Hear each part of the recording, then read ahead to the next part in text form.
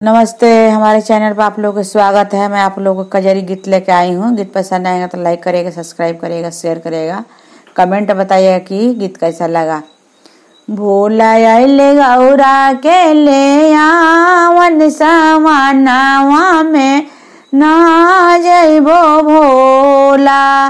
भोला आइले गौरा के ले आवन समानावा में ना जइबो भोला।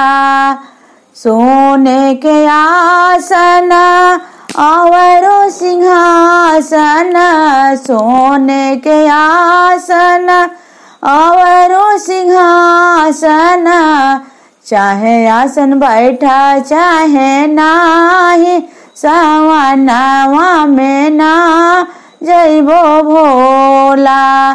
चाहे आसन बैठा चाहे नाही, समानावा में ना जइबो भोला। भोला आइले गौरा के लियावन समानावा में ना जइबो भोला।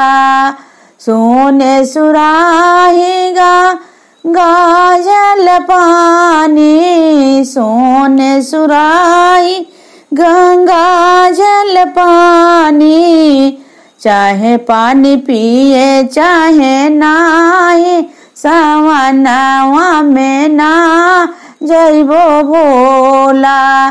चाहे पानी पिए चाहे नाही, समानावा में ना जइबो भोला। भोला आइले गौरा के लियावन समानावा में ना जइबो भोला। भोला आइले गौरा के लियावन समानावा में ना जइबो भोला।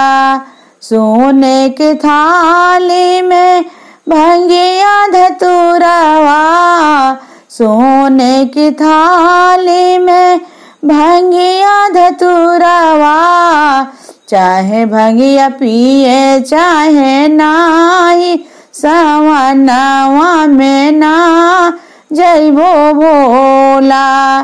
चाहे भंगिया पियस चाहे नाही, समानावा में ना जइबो भोला।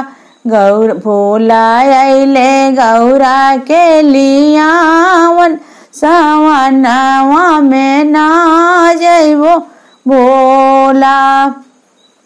भोला आइले गौरा के लियावन समानावा में ना जइबो भोला। भोला आइले गौरा के लियावन समानावा में ना जइबो भोला। फूल हजारों के सेजिया लगावनी, फूल हजारों के सेजिया लगावनी, चाहे सेजिया सोवे चाहे नाही, समानावा में ना जइबो भोला। चाहे सेजिया सोवे चाहे नाही, समानावा में ना जइबो भोला। भोला आइले गौरा के लियावन समानावा में ना जइबो भोला। भोला आइले गौरा के लियावन समानावा में ना जइबो भोला।